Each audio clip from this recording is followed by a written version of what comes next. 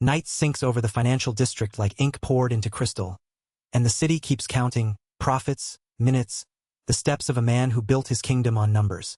Elias Mercer, billionaire architect of 100 mirrored towers, exits a gala wrapped in white light and polite applause.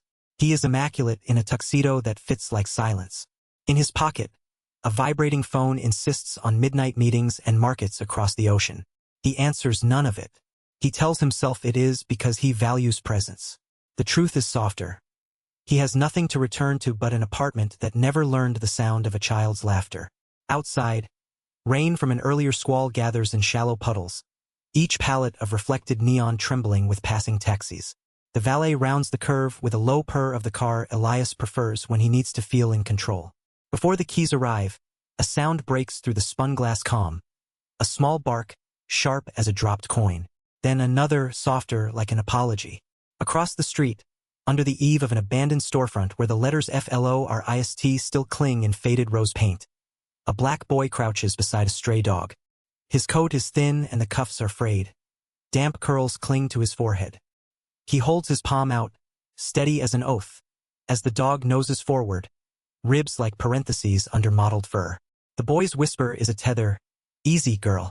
I know you're scared. I'm scared too. The words float into the chilled air and hang there. Not for anyone else, just true enough to stay. Elias sees him because a gust of wind turns the boy's shoulders into a shiver. He should not look. He knows the rule that keeps high floors safe. Eyes forward. But tonight his gaze slides and stays.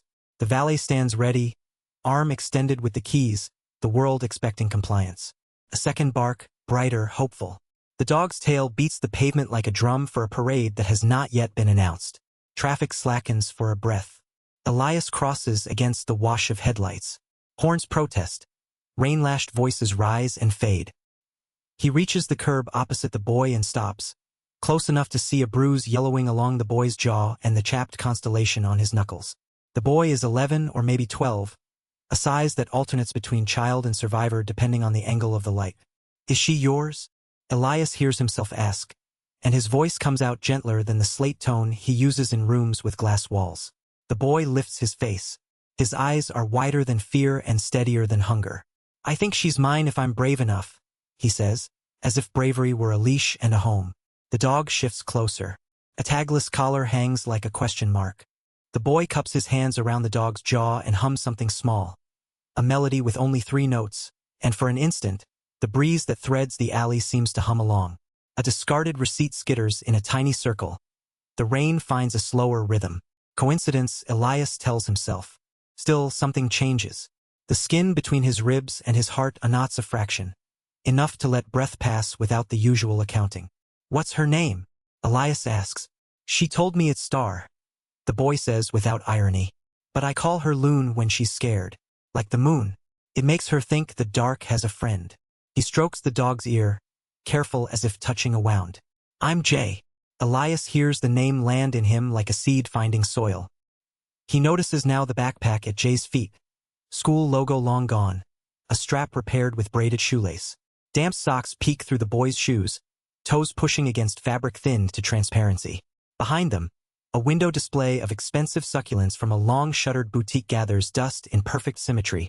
Each tiny desert trapped under glass, tended by no one. Where are your parents, Jay? Elias asks, though he already knows the categories of answer. Lost. Gone. Working nights that never end.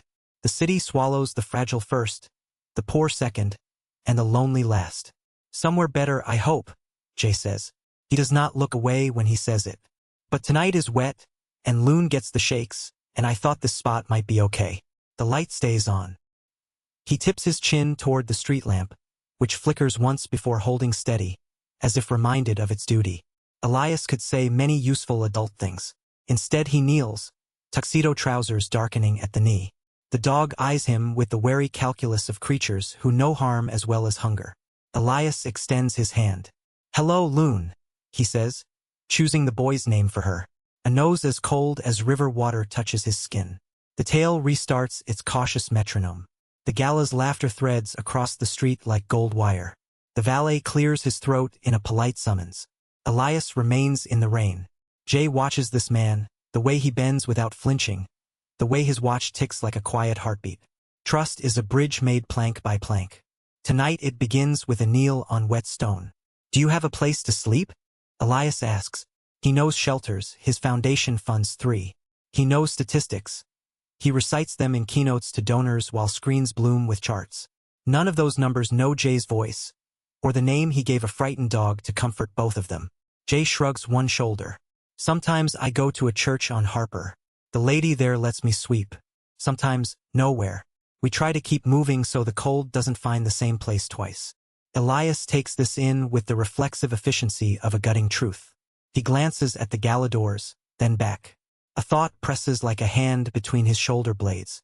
It is not logic. It is not strategy. It is the remembered ghost of a lullaby he cannot place, as if someone once sang to him in a language made of light on a bedroom wall. He swallows. Come on, he says. Let's get you both warm. There's a cafe around the corner. Jay's hand stills on Loon's neck. They don't like us there. They'll like you with me, Elias says before he can consider the arrogance in that sentence. He softens it with a small, almost embarrassed smile. Or I'll like you there enough for all of us. Jay studies him, measuring. Rain ticks from the awning onto the pavement in a row of bright beads.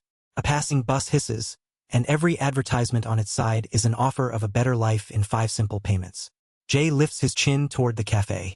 Only if she comes, he says, and the request contains all the bargains he has learned to make in a world that pretends it is not bargaining daily with the small and the brave.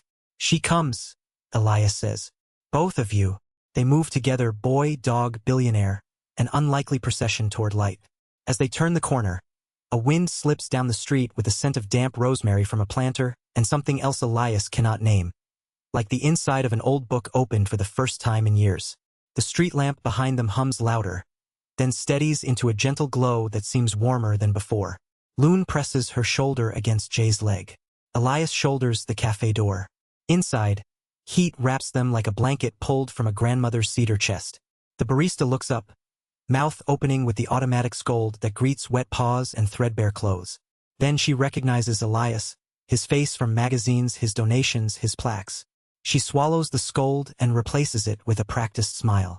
Evening, Mr. Mercer. 2 hot chocolates, Elias says, then glances down at Jay. 3, he amends.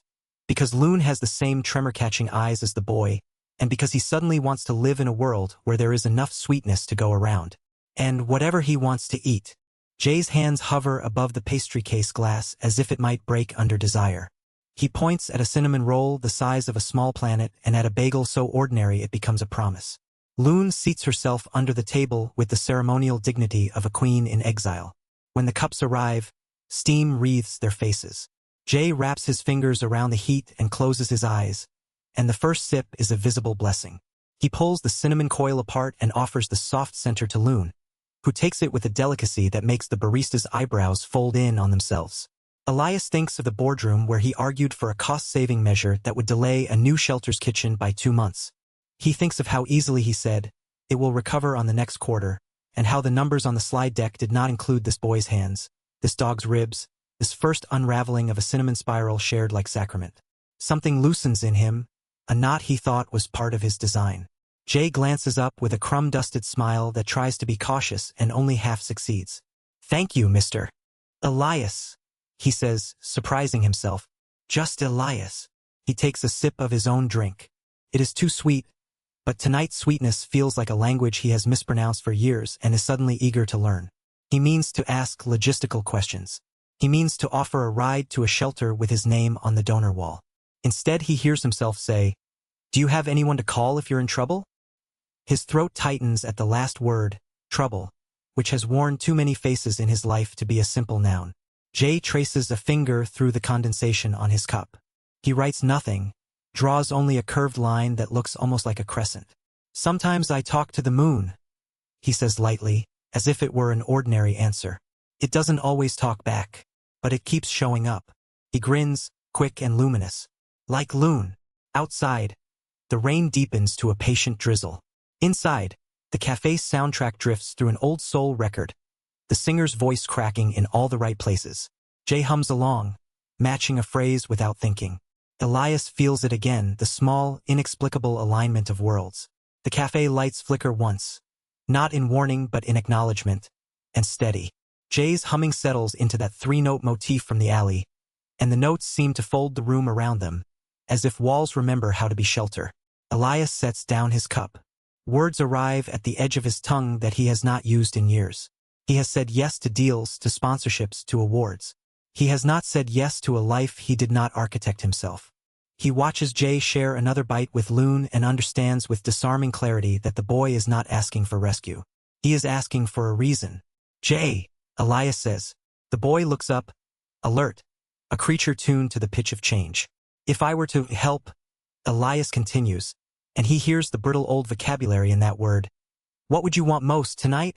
Jay doesn't answer immediately. He glances down at the dog and then out the rain-cleared window where the city glows like embers banked for later. When he does speak, it is without rhetoric, without performance. "Somewhere we don't have to pretend to be gone in the morning," he says. "Just for a night." So she stops shaking. He takes another breath. "And maybe tomorrow a way to try a school again. I'm good at things with shapes. And maybe—" He stops, blushes, as if asking has cost him something. "Maybe a promise. Not forever. Just a promise that someone sees us."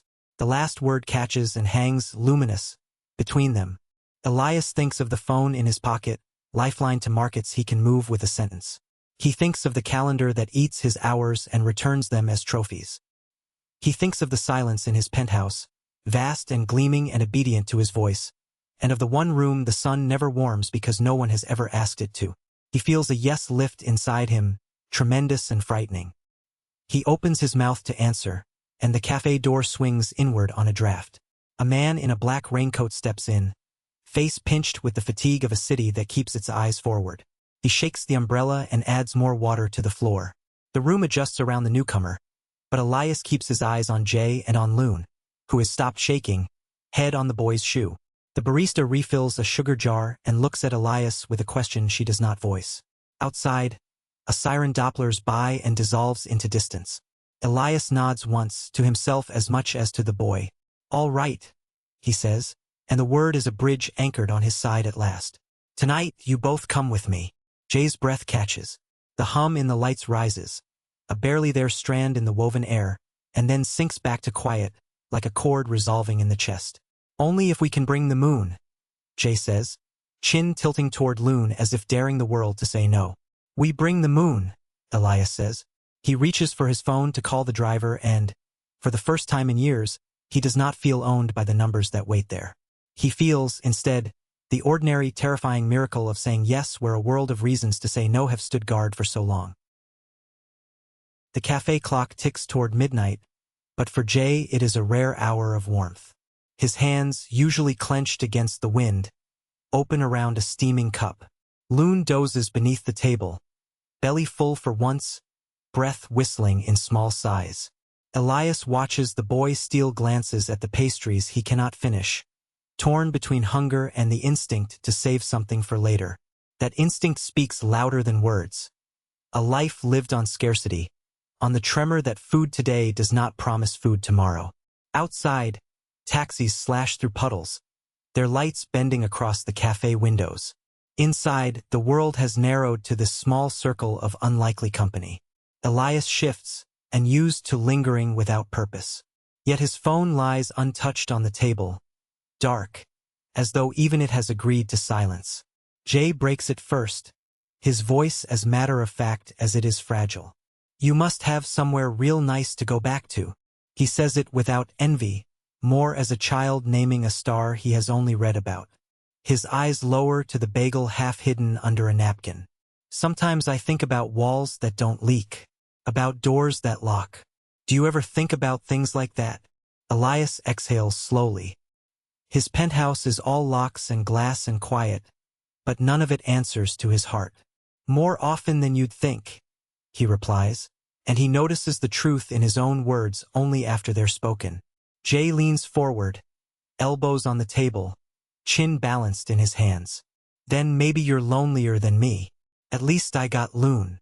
His lips curve into the smallest smile, as if daring Elias to disagree. The statement lingers. Elias remembers nights when silence pressed so heavy it drowned even the city's noise. He nods once. Maybe you're right. The boy's candor shakes something loose in him, a seed of recognition. For years, he has measured life in contracts and dividends. Yet in this child's raw arithmetic, loneliness weighs heavier than poverty. And love, even a dog's unconditional gaze, tilts the scale back toward hope. The barista clears her throat, a gentle reminder of closing time. Elias rises, extending his hand not to command but to invite. Come, he says simply. It's late. Jay looks at the hand, hesitating. Street lessons whisper caution. No gift without a price, no shelter without a catch. Yet there is a softness in Elias's posture. Not charity but kinship waiting to be tested. The boy slips his smaller hand into the man's, and Loon follows as if she has been waiting for this cue all along.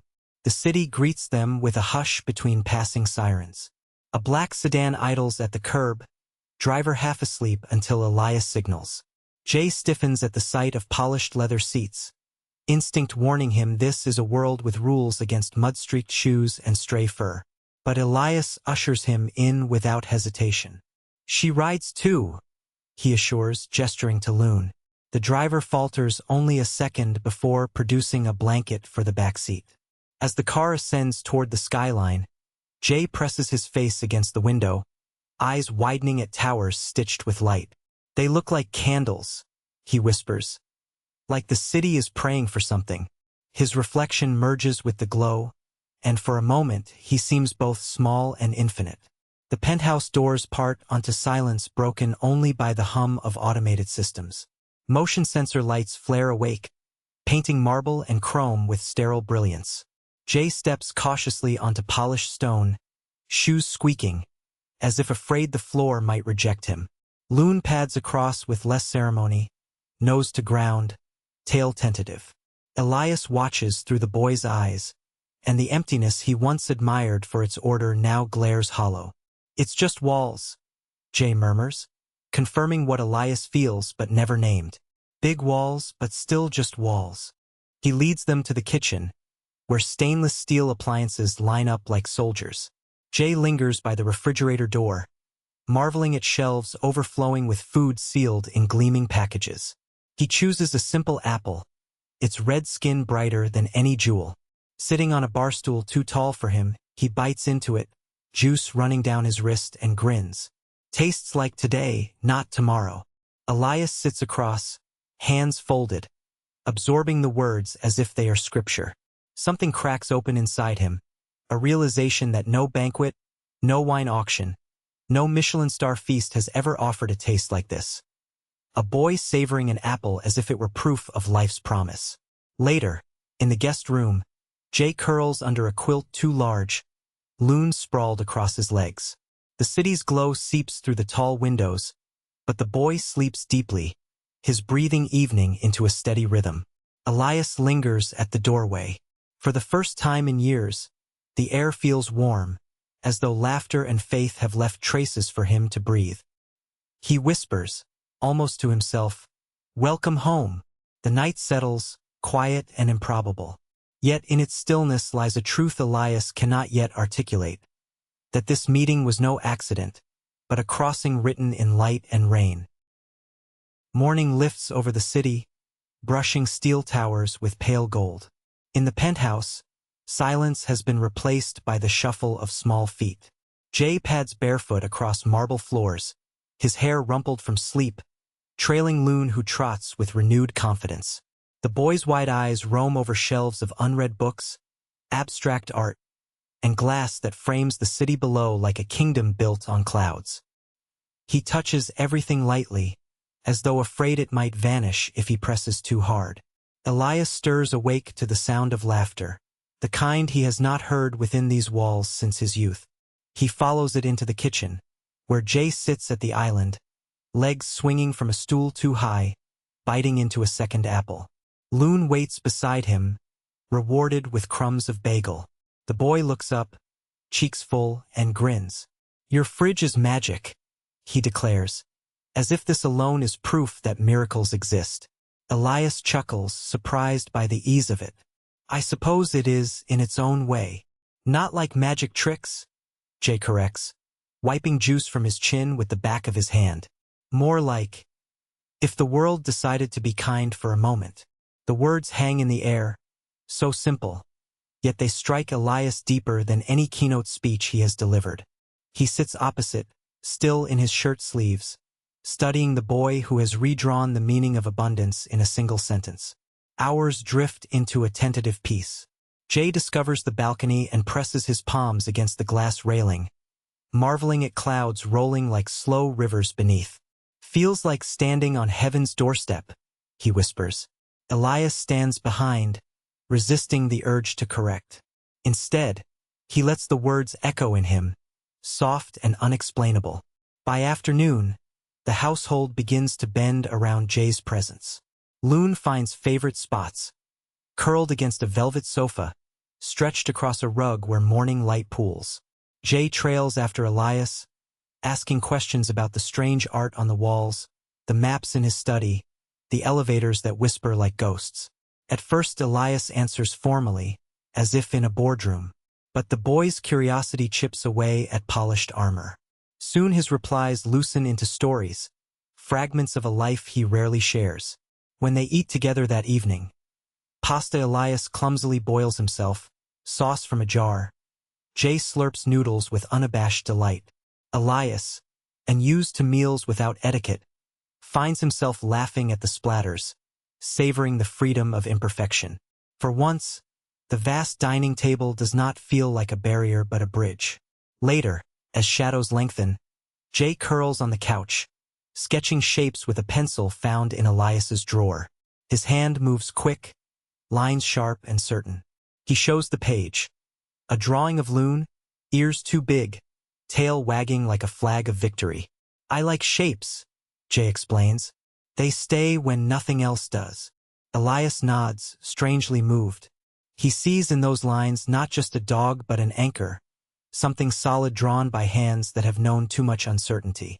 He tucks the paper into a leather folio, promising, "We'll keep this safe." Night deepens. Jay, half asleep, hums the same three-note melody from the alley. It drifts through the penthouse like a spell, settling into corners, softening edges of cold architecture. Elias, seated in his armchair, closes his eyes. For the first time in years, the weight of insomnia lifts. The hum seems to cradle him, and he wonders if love itself can alter the air, weaving warmth where none was before. When the last note fades, silence returns. But it is a gentler silence, one that carries breath instead of emptiness. Elias opens his eyes and sees Jay asleep, Loon curled beside him, and something stirs in his chest, unnamed yet undeniable. A seed planted, a promise forming. He whispers into the stillness, "You've changed this place already." Beyond the glass, the city glitters with its usual indifference. Yet inside these walls, something fragile and luminous has begun to grow. The next morning rises with rain tapering into mist. Elias stands by the window, coffee untouched in his hand, watching Jay and Loon chase each other across the wide living room. The boys' laughter bounces against marble and glass, making the house sound less like a museum and more like a heartbeat. It startles Elias to realize he cannot remember the last time this space carried joy. Jay pauses, panting, his hair damp with sweat and play. "You ever run, Elias?" he asks between gulps of air. Elias lifts a brow. "Run? I used to. But not lately." His voice trails into thought. He runs numbers, schedules, miles of boardrooms, but not with feet that remind you of being alive. Jay grins, mischief lighting his eyes. "Then you forgot how to breathe." He says it plainly, as though diagnosing a forgotten truth. Elias feels the sting of recognition. Later, when Jay explores the library, his fingers brush over spines of untouched books. He pulls one down, an atlas, and sprawls on the rug with Loon. "Look," he says, tracing continents. "All these places. Feels like they're waiting for us." His pronoun startles Elias. No hesitation, no condition. Just a boy who already believes they are a we. In the evening, Elias brings out an old record player, a relic of his father. The needle scratches, and a soulful hymn pours into the room. Jay hums along, eyes half closed, voice blending until the notes weave a harmony that should not exist yet does. Elias feels the sound press against something buried in him, loosening grief he has carried like a second skin. He closes his eyes, surrendering. Jay notices his silence. Did I do wrong? Elias shakes his head, words caught in his throat. No, you did something right. He cannot explain the way the boy's voice stitched itself into the air like a thread pulling two frayed edges together. That night, a storm breaks sudden and fierce. Wind hammers the glass, lightning splits the skyline. Jay wakes crying out, clinging to Loon. Elias rushes into the guest room, finding the boy trembling under blankets. Without thinking, he sits on the bed and wraps an arm around him. It's only thunder, he murmurs, but he knows fear is rarely only. Jay buries his face in his side, small frame shuddering until the storm's fury softens. When calm returns, Jay whispers, "When it's loud out there, I sing to the moon. She listens better than people." He begins the three-note hum again, soft against Elias's chest. Lightning flares once, then steadies into nothing. Elias strokes the boy's hair, realizing the hum is not just comfort. It feels like prayer.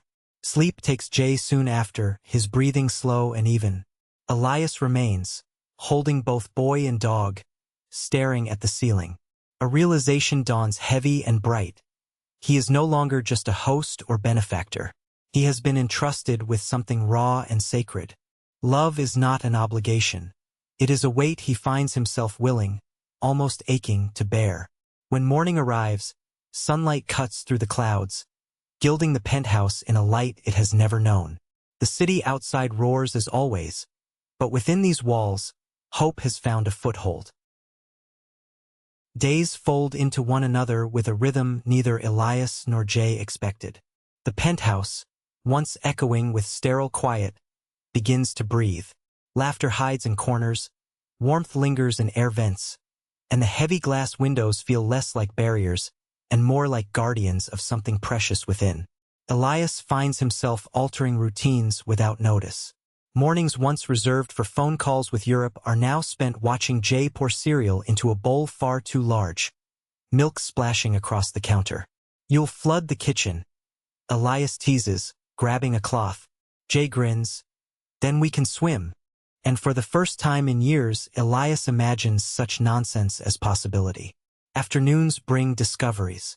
Jay uncovers a grand piano tucked in the far room, its keys silent for decades. He presses one tentatively, then another. The notes wobble, but soon he strings them into a clumsy echo of his three-note hum. Elias, listening from the doorway, feels a shiver, because the tune, though simple, seems older than the boy, older even than memory, as if borrowed from some hidden well of truth. "Where did you learn that?" Elias asks. Jay shrugs. "It was just there." One evening, while the city glows beneath, Elias takes Jay onto the balcony. "Do you know how many people live down there?" Elias points to the patchwork of lights. Jay shakes his head. "Millions," Elias says, "and every one of them has a story."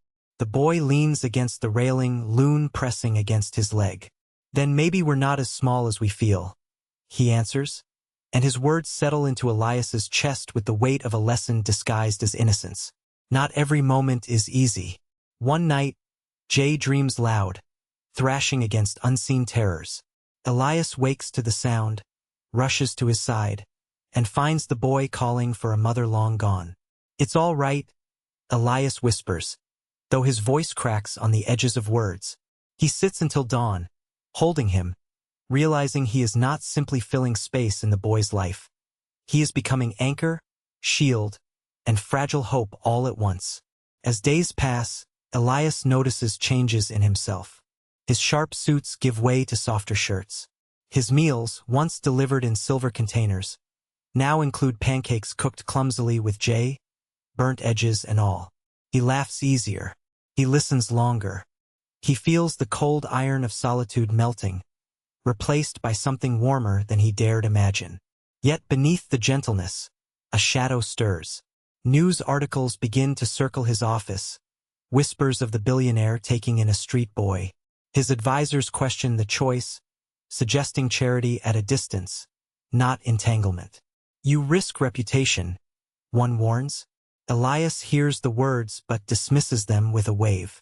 Still, unease gnaws because love, once planted, demands more than sentiment. It demands courage against a world that measures worth in gold. Jay senses the tension. One afternoon, while sketching Loon's paw on paper, he glances up. "You're scared," he says simply. Elias stiffens. "Of what?" "Of what people will think if you choose us." The boy doesn't flinch when he says it. But the moon doesn't care who laughs at her light. The statement silences Elias. In it, he hears a truth more piercing than any boardroom verdict. Love is not a transaction, not a project to manage. It is a risk, luminous and terrifying. And he knows now, with a certainty as steady as breath, that he must decide whether to carry it or let it slip away. The night closes with Jay asleep against Loon, and Elias standing by the window, watching the city's pulse. For the first time, he feels the line between wealth and emptiness blur, and love, fragile as a child's hum, rising to redraw it. A week later, the fragile peace fractures. It begins with a knock, sharp, officious, echoing too loud against the penthouse door. Elias answers to find two figures from child services, reins still on their coats, clipboards held like weapons of protocol. Their eyes slide past him and fix on Jay, who stands barefoot in the hall clutching Loon's collar. "Mr. Mercer," one begins, voice rehearsed, "we've had reports. A homeless minor under your roof. Questions of custody, welfare, legal standing." Each word lands like a stone. Elias feels a cold weight in his chest. He expected whispers, not intrusion this soon. Jay stiffens. His body shrinks as if bracing for removal. "I didn't do nothing," he says quickly, his voice cracking. Loon growls low, sensing threat. The agents exchange glances, professional detachment masking faint discomfort at the boy's trembling. Elias steps forward. "He's safe here," he states, tone low, iron-threaded with plea. "Safer than the streets you left him on." But bureaucracy does not bow to heart. Papers are presented. Hearings are mentioned. Until matters are clarified, the agent insists, "The child must come with us." The moment fractures like glass under strain.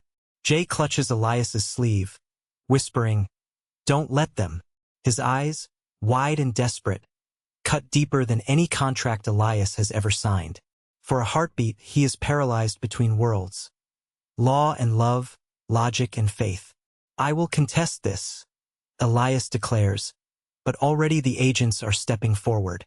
Jay is pried away, his cries muffled against thunder rolling outside. Loon howls, straining at the leash one agent grips tightly. The elevator doors close on their struggling figures, leaving silence more brutal than any storm. Elias stands frozen in the empty hall, the boy's final words ringing in his ears. "Don't let them." His hands tremble. His wealth, his status, his power, none stop this. For the first time, he feels utterly powerless. That night, the penthouse echoes with absence. Every corner holds the ghost of laughter that has been stolen. The quilt on the guest bed lies rumpled, still warm with memory. Elias sits on the couch, Jay's drawing of Loon in his hand. The lines blur as his vision burns with unshed tears.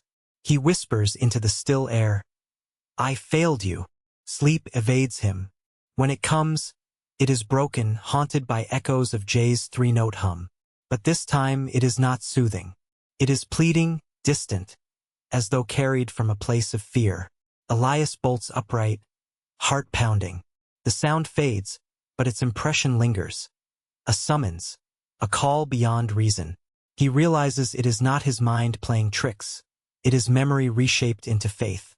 The boy's voice has become a compass pointing him toward courage. Morning arrives heavy with gray. Elias stares at his reflection in the glass walls. A man with everything yet nothing. His advisors will urge silence, compliance, strategy. But Jay's words return. The moon doesn't care who laughs at her light. And Elias knows then that love demands risk, even if the world mocks. He folds the drawing carefully and slips it into his breast pocket like armor.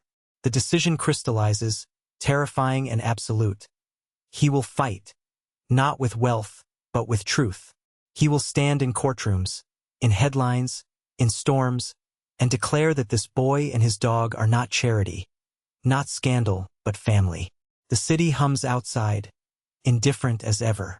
Yet in Elias's chest, a new rhythm begins, pulsing with faith fierce enough to challenge the world. The hearing comes swift, summoned by bureaucracy eager to restore order. Elias enters the courthouse alone, his suit pressed, his face composed, yet inside he feels stripped bare. Cameras swarm, questions shouted like stones. Why this boy? Why now? What's the angle? He says nothing. Truth is too sacred to barter in the hallway. Inside, the chamber is austere, wood polished to a sheen, the flag hanging silent, the judge's gavel poised like judgment itself. Across the aisle, Jay sits small on a bench, a caseworker at his side, Loon at his feet. The boy's eyes meet Elias's, wide with both fear and hope. The hum of whispers fills the room until the gavel cracks. Proceedings begin. The state outlines its concerns. A billionaire with no parental history, a boy with no legal ties, a situation too precarious to be trusted. Papers shuffle, voices drone, the air heavy with procedure. Elias listens, each word painting him as an intruder in a life he longs to protect. When his turn comes, he stands slowly. For a moment, words fail. His throat dry, his heart louder than any argument he could craft. Then he speaks, not as a tycoon but as a man undone. I have lived in towers of glass and steel. I have commanded numbers larger than most nations dream. And yet, with all that, I have known silence more deafening than any courtroom. Then I met a boy with nothing and a dog with no name. And in their laughter, in their songs, I found what I never bought, never built, never earned. Family. Murmurs ripple through the gallery. Elias's voice trembles, steadies, grows. I cannot prove love with contracts. I cannot quantify trust in a ledger. But I can promise this. I will not let him vanish back into a city that forgets children like him. He is not a charity case. He is my son in every way that matters. Jay's small voice breaks through the hush. He kept me warm, he says, rising to his feet despite the caseworker's hand. He didn't treat me like trouble. He listened. The boy's chin lifts, fragile but fierce. I believe him. The room falls silent. Even the judge leans back, eyes softened by something beyond law. Loon lets out a low whine, as if punctuating the testimony with truth no one can deny. The judge's gavel rests. Mr. Mercer, she says, voice even. The law is not built to measure love, but neither will it stand in its way when it proves itself genuine. Papers are signed, formalities spoken, but the words hardly matter. What matters is the boy running across the aisle, flinging himself into Elias's arms. Loon barks, joyous, circling them like a drumbeat. Elias kneels, holding Jay tight. The courtroom fades, its walls dissolving into something larger. The miracle of a yes spoken not by law but by hearts unafraid. Reporters scribble, flashes pop, but Elias only hears the three-note hum. Jay begins against his shoulder. This time, Elias hums it back, both voices weaving into harmony. The gavel falls one final time, sealing not just a judgment but a covenant. And in that echo, love itself feels like law written by heaven. The days after the hearing unfold like dawn after a long night. Reporters still linger at the gates of Elias's tower, headlines debating motives and consequences. Yet inside, the penthouse beats with a new rhythm. Footsteps small and quick, laughter spilling from corners that once held dust. Jay claims the guest room as his own, taping sketches of Loon to the walls, filling it with color that no designer could imagine. Elias buys proper shoes and clothes for him, but Jay still keeps his patched backpack by the bed, a reminder of the roads he has walked. At breakfast, Elias tries to enforce manners, but Jay's grin breaks every rule. Pancakes vanish under sticky fingers, syrup smearing more than plates. Elias, once a man of order, finds himself laughing until his eyes water. One evening, Elias brings Jay to the study, where contracts and models of skyscrapers lie scattered. He points to the tallest tower he ever built, a sleek monument of glass. "That one nearly broke me," he admits. "I thought if I made something that touched the sky, I'd feel less empty." He glances at Jay. "But it was just another wall." Jay tilts his head, considering. "Then build something that touches hearts instead," he says simply, tracing the outline of a drawing. "That lasts longer." The words strike with more force than any investor's critique. Elias sees it clearly: wealth raised monuments, but love raised legacies. He tucks the thought away, a seed waiting for soil. Not all is light. One night, Jay wakes screaming, tangled in sheets, haunted by dreams of alleys and cold nights. Elias rushes to his side, holding him until trembling eases. "It's over," Elias whispers. Jay, eyes wet, clings tighter. "Promise you won't send me back." The plea shatters Elias's heart. He answers with no hesitation, "I promise. Wherever you are, I am." Slowly, Jay's breathing evens, and he falls asleep with Loon curled against him. Elias stays awake, watching over both, realizing that love is not the absence of fear, but the will to stand guard against it. Morning brings a different kind of miracle. Elias wakes to the sound of piano notes, hesitant, unpracticed, yet unmistakably the same three-note hum Jay once carried through streets. The boy's small hands stumble across ivory keys, but the tune fills the room, fragile and steady. Elias stands in the doorway, tears welling, as if hearing his own redemption set to music. He crosses the room, sits beside Jay, and adds his own fingers to the keys, filling the silence with chords that hold the boy's notes in place. Together, they weave melody into something larger, something whole. For the first time, Elias does not feel like an architect of steel towers but of something eternal.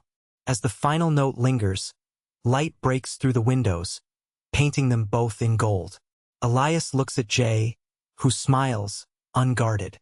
"Sounds like home," the boy says. Elias nods, voice caught in his throat. It is. The city outside still clamors for headlines and profit. But within these walls, a miracle has taken root. And though storms will come again, the bond forged here already glows stronger than any wealth.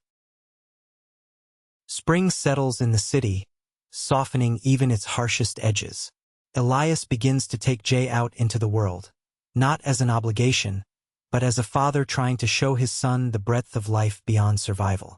They walk through Central Park, where cherry blossoms drift like pink snow, and Jay laughs as Loon leaps to catch petals midair. Elias watches, realizing the boy who once trembled under rain now runs freely beneath the sky. At a corner of the park, children gather around Jay, drawn to his sketches of dogs and trees. They ask him to draw their faces, and he does, lines quick and sure, each picture capturing more spirit than detail. Elias notices parents watching, some with suspicion, others with wonder. For once, Jay is not invisible. For once, he is seen. Later, they sit on a bench, hot pretzels in hand. Jay breaks his in half, sharing with Loon. "You ever think," Jay asks, mouth full, "that maybe people are like buildings? Some look strong but hollow inside.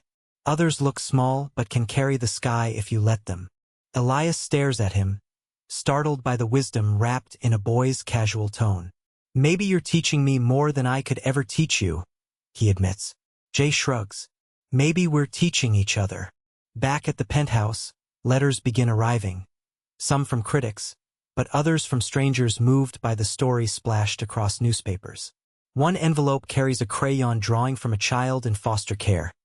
Two stick figures holding hands under a bright sun, with the words "Don't let go." Elias tacks it to the fridge, where Jay grins every time he passes. But shadows linger. One evening, Elias receives a call from a board member warning of investors' unease. "Philanthropy is one thing, Elias.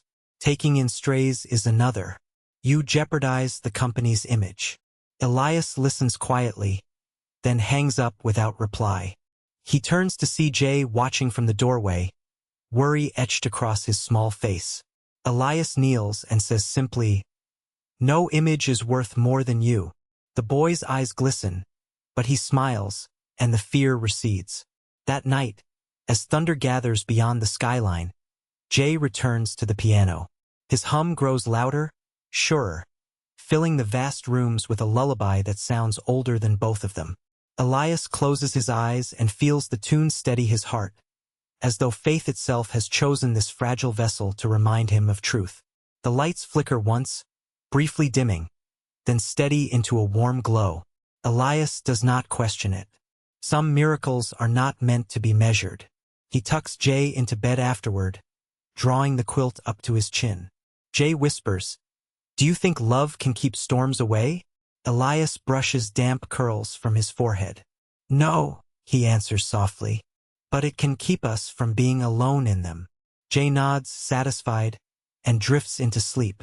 Standing in the doorway, Elias realizes the boy has become his compass, his teacher, his son. And though challenges wait beyond tomorrow, he knows now that love is no fragile thread. It is the rope binding them both to hope. Summer unfurls across the city, thick with heat and restlessness. For Elias, time begins to bend, no longer measured by quarterly reports but by the rise and fall of Jay's laughter. Mornings start with scrambled eggs half-burnt by Jay's eager hands, afternoons filled with sketches and piano notes, evenings with stories told on the balcony under an ever-patient moon. Yet beneath this fragile rhythm, a storm brews, one more powerful than weather, more relentless than critics. Comes not from the sky, but from flesh and blood. It begins with a phone call from Child Services. A woman has appeared at a local shelter, frail and trembling, claiming to be Jay's mother. Illness clings to her like smoke, and her voice carries both desperation and apology. They ask Elias to bring Jay. For a moment he cannot breathe.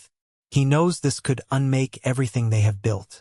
Yet love does not fear truth, and so he agrees. The meeting takes place in a sterile room at the shelter, the walls too white, the chairs too hard. Jay clutches Elias's hand, his eyes darting like a bird trapped between windows. Then the door opens and a woman steps in, her skin sallow, her frame thin, her breath shallow as if each inhale costs more than she owns. But her eyes, though dimmed by pain, mirror Jay's. Deep, steady, unyielding. "Jay," she whispers, her voice breaking like dry branches. The boy freezes, torn between longing and fear. "Mama?" he breathes, the word catching in his throat. She nods, tears spilling freely. "I tried, baby. I tried so hard. But the streets, they took more than I could fight." Jay runs to her, burying his face in her lap. She strokes his hair, her hands trembling. Elias stands back, heart twisted. This is the woman who gave life to the boy who gave Elias his own rebirth. And now she is fading before them both. The caseworker clears her throat, speaking of guardianship, medical bills, legal rights. But the words are distant, muffled. Elias hears only Jay's sobs and the soft lullaby his mother hums, almost identical to Jay's three-note tune. It clicks then. The melody is blood-borne, carried across nights of fear, a thread tying mother to son. It is not coincidence. It is legacy.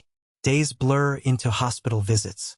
Jay's mother is diagnosed with late-stage illness, her body weary of battle. Elias sits beside her bed while Jay clings to her hand. In quiet moments, she looks at Elias with eyes that see through him. "You've cared for him," she says one evening, "better than I could. But promise me, don't let him forget me. Don't let him forget that I loved him, even when I failed him." "I promise," Elias whispers, his voice thick. He means it with every fiber. But fate is merciless. Weeks later, her body gives out. The hospital room fills with the hum of machines, antiseptic scent sharp in the air. Jay refuses to leave her side, his small voice shaking as he sings the lullaby. "Mama, don't go. Stay with me." Elias kneels beside him, adding his own voice, the notes trembling but true. For a heartbeat, something impossible happens. Her eyes flutter open, her lips curve into the faintest smile, and she breathes one last whisper. Family. Then her chest stills. Jay collapses against Elias, sobbing into his shirt. Elias holds him, one hand on the boy's back, the other clutching Loon's fur. The room grows strangely quiet. Machines shutting down, nurses stepping back. And in that silence, Elias feels it. A breeze though no window is open. A light though no bulb has flickered. It is as if love itself, unseen, has risen to carry her spirit away, leaving behind not despair but peace. The funeral takes place beneath cherry blossoms in the city's only quiet cemetery. Petals fall like blessings as Jay lays a drawing of Loon on her casket. He whispers, "We'll be okay, Mama. I promise." Elias stands beside him, his hand firm on the boy's shoulder, eyes burning but unflinching. Around them, strangers, nurses, shelter workers, even a few reporters, witness something raw and sacred. A bond forged not by blood alone, but by love chosen and tested. Afterward, life does not return to what it was. It grows into something new. Elias begins spending less time in boardrooms, more in communities. He funds a shelter in Jay's mother's name, not as charity but as testimony. The Mercer Hall Home. The sign reads, though Jay insists the children call it the Loon House. And they do, laughing as they feed the once stray dog treats from their pockets. Jay, though scarred by loss, begins to bloom. He enrolls in school, sketchbook always in hand, his art capturing both pain and wonder. Teachers marvel at his talent, but Elias marvels at his resilience. Each night, Jay returns to the piano, playing the lullaby that once held his mother. Elias often joins him, their duet a prayer without words, a promise etched in sound. One evening, months later, Elias tucks Jay into bed. "Do you think she hears us when we play?" Jay asks. Elias strokes his hair. "I know she does. Love like hers doesn't vanish.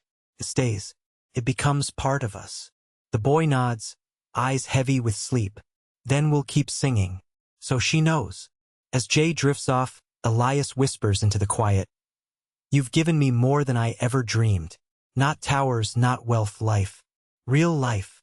Loon sighs at his feet, and the city beyond glitters like a field of candles.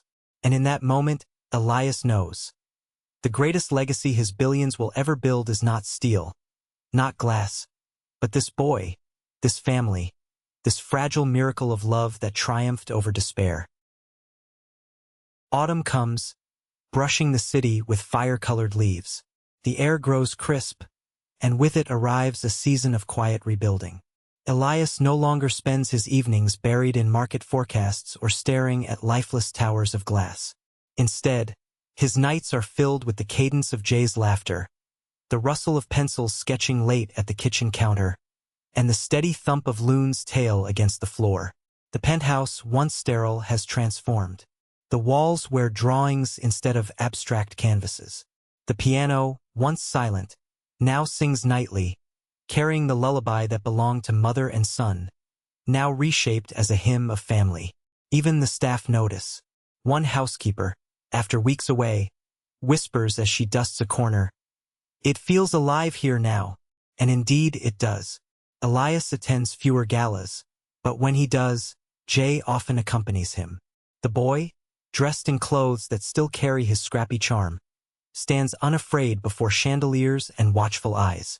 Loon, against every unspoken rule, follows too, tail wagging as if declaring that no room is too grand for loyalty. Whispers swirl, yet Elias ignores them.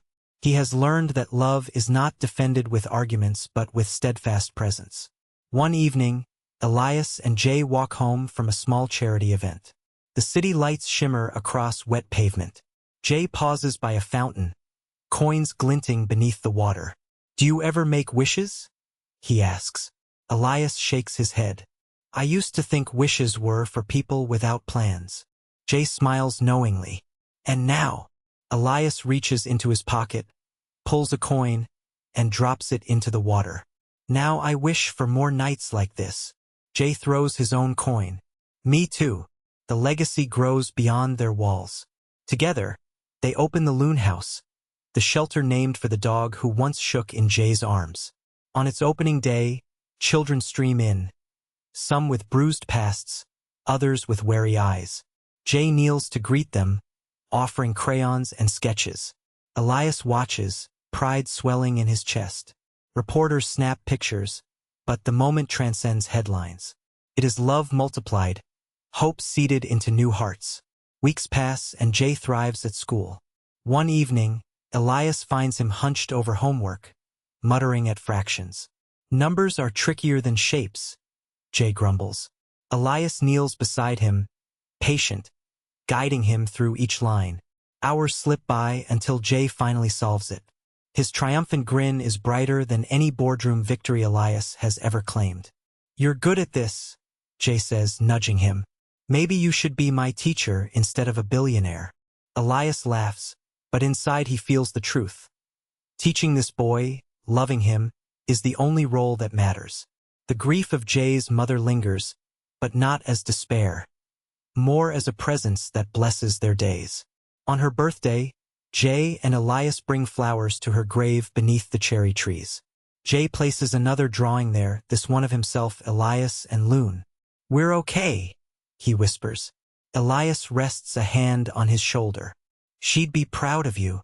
A breeze stirs blossoms, scattering them like a benediction. For a moment, both believe they are being watched and loved. That night, Jay plays the lullaby again, his hands steadier on the keys. Elias joins him, the harmony richer, fuller. As they finish, Jay looks up and asks, "Do you think love is the biggest miracle?" Elias smiles, tears brimming.